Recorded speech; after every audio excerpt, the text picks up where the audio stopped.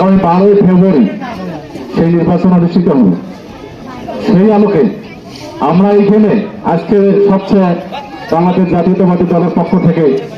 আমি ধন্যবাদ জানাই, যাদের শুভ বুদ্ধি উদয় হয় জাতীয়বাদের মতো একটা অথর্ব দল করার পর আজকে যাদের বোধগম্য সৃষ্টি হয় বিএনপিতে যোগদান করলেন, তাদেরকে কথা কথা ইউনিয়ন বিএনপির পক্ষ থেকে এবং বিএনপির পক্ষ থেকে আন্তরিক অভিনন্দন। এবং আগামী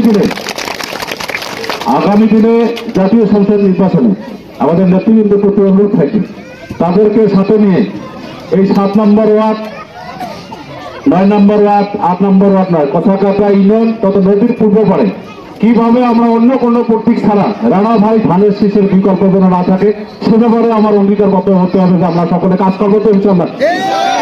আমরা এই শোলমারি হলিরামপুরের এরকম প্রচারণামূলক কোনো বক্তব্য দিতে চাই না যে এখানে কোনো দিনে সম্ভব নয় যে একটা ব্রিজের যোগাযোগ ব্যবস্থা হবে, এটা কি হবে কি? আদৌ সম্ভব নয়। আজকে আমি নেতা সহ জনগণ এখানে উপস্থিত আছে, তাকে শোলমারি হলিরামপুরের পক্ষ থেকে দাবি জানাবো যে এই অঞ্চলের মানুষের সেবার জন্য নৌকা পথে যে একটা আমাদের অ্যাম্বুলেন্স সার্ভিস মহান আল্লাহ তাআলা যদি তাকে নির্বাচিত করে আমরা দ্রুত তাদের চিকিৎসা সেবার জন্য একটা অ্যাম্বুলেন্সের একটা ব্যবস্থা করে দিতে পারি